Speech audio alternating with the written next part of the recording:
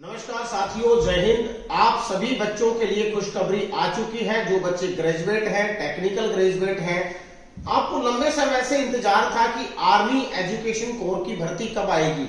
दोस्तों 2019 में ये भर्ती पूरी तरह से जा चुकी थी, लेकिन फिर से आपके लिए खुशखबरी आई कि आर्मी एजुकेशन कोर की भर्ती आ चुकी है। लेकिन इसमें काफी सारे बदलाव होने के बाद ये आपके समक्ष प्रस्तुत होने जा रही है। पहले ओनली और ओनली आपको सिंपल ग्रेजुएट या बीएड वालों को लिया जाता था, बट अब की बार इसमें बहुत सारे चेंजेस हैं। तो दोस्तों इस वीडियो को पूरा ध्यान से सुनना, काफी सारी चीजें मैं आपको बताऊंगा कि क्या क्या इसमें बदलाव हुआ है, इसके फिजिकल स्टैंडर्ड क्या मांगा है, एजुकेशन क्वालिफिकेशन क्या मांगी है, आपका जो भी फिजिकल अपीयरेंस है वो क्या है, एग्जाम कब होगा, एग्जाम कितने पार्ट में होगा, कितने नंबर का होगा। दोस्तों इस वीडियो में मैं आपको सारी खबर बताने वाला हूं। बिना एक सेकंड के भी स्किप किए आप इस वीडियो को देखना, नहीं तो आप बहुत इंपॉर्टेंट खबर आप इससे चूक जाएंगे।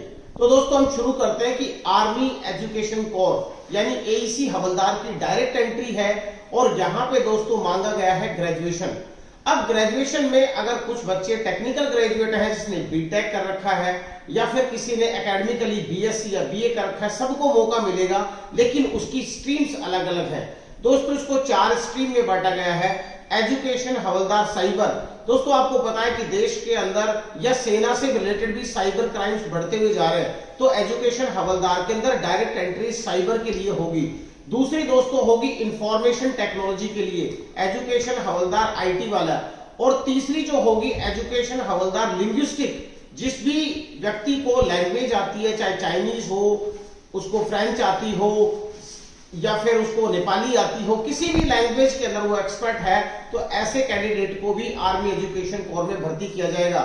और जो फोर्थ है, जो पहले होता था, जैसे आप पॉलिटिकल साइंस के स्टूडेंट हैं, हिस्ट्री के हैं, आपने बीएड की हुई है, तो वो 4 वैरायटीज के अंदर, या कह सकते हैं आप 4 सेक्ट्स के अंदर इसको डिवाइड किया हुआ है। Number 1 cyber, number 2 IT, number 3 linguistic और नंबर 4 है दोस्तों एजुकेशन हवलदार एकेडमिक। तो दोस्तों चारों की चारों जो वैकेंसी, आप इंस्ट्रक्टर भी कह सकते हो, एकेडमिक के हिसाब से इंस्ट्रक्टर भी कह सकते हैं। अब इसके अंदर जो हाइट मांगी गई है दोस्तों 162 सेंटीमीटर मांगी गई है, 162 सेंटीमीटर। और आपकी एजुकेशन क्वालिफिकेशन होनी चाहिए दोस्तों ग्रेजुएशन, अगर आप बीटेक है, बीएससी है या बीए है। तीसरी जो बड़ी बात है दोस्तों, एज क्राइटेरिया होगा 20 से 25 साल के बीच में। जी हाँ दोस्तों, इस पे आपको विशेष फोकस करना है। 20 से 25 वर्ष के लिए इसमें कोई भी आपको जर्नल, ओबीसी, एससी, एसटी या फिर ईडब्ल्यूएस इस तरह की कोई भी सुविधा नहीं मिलने वाली है। भारतीय सेना में कास्ट बेस्ड भर्ती बिल्कुल भी नहीं होती है। प्यारे साथियों, हाइट 162 सेंटीमीटर है, जो आपका चेस्ट है वो 77 और 5 सेंटीमीटर उसमें एक्सपेंशन होना चाहिए। दोस्तों एजुकेशन हवलदार की जो भर्ती है, इसके 2 पेपर होंगे, पेपर 1 और पेपर 2।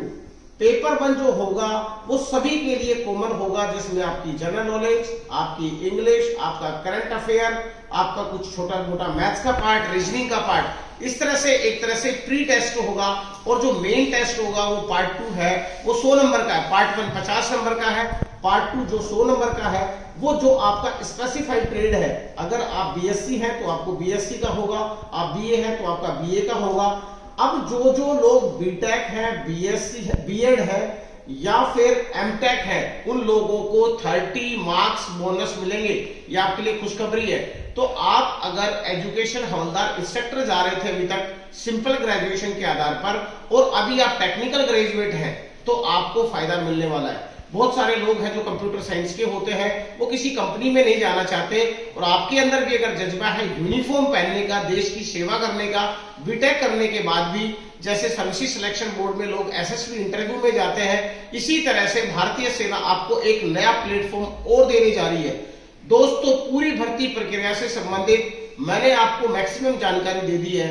फिर भी आपके मन में कोई भी सवाल हो, कोई शंका हो, तो आप जहां पे ये वीडियो आपको मिले वहीं पे आप इसमें कमेंट कीजिए, ताकि मुझे आपका क्वेश्चन समझ में आ जाए। अब काफी सारे लोग बोलेंगे कि सर ना तो ये किसी एम्प्लॉयमेंट न्यूज में है, ना हमें कहीं से इंफॉर्मेशन मिली है, ना किसी वेबसाइट पे। दोस्तों जो मैं कह रहा हूं आपको बस उसको सुनना है। ये इंफॉर्मेशन मेरे पास कहां से आई, कब आई, कैसे आई, वो मेरा व्यक्तिगत वो है, लेकिन आपके पास जो इंफॉर्मेशन दे रहा हूं ये सटीक इंफॉर्मेशन है। पूर्ण रूप से इसकी संभावना बन चुकी है। आप हो जाओ तैयार, और इससे बेस्ट अपॉर्चुनिटी आपको नहीं मिलने वाली। डायरेक्ट हवलदार एंट्री, डायरेक्ट हेड कांस्टेबल, जो आर्मी इसमें पैरामिलिट्री फोर्सेस में जो एएसआई रैंक के लोग होते हैं उसके इक्विवेलेंट आर्मी का हवलदार माना जाता है। तो दोस्तों, मैं ऋषि राज डिफेंस एकेडमी कोटपुतली का निदेशक महेश सिंह शेखावत आपको संपूर्ण जानकारी दे चुका हूं। फिर भी कोई क्वेश्चन आपसे छूटे तो आप मुझसे संपर्क कर सकते हैं।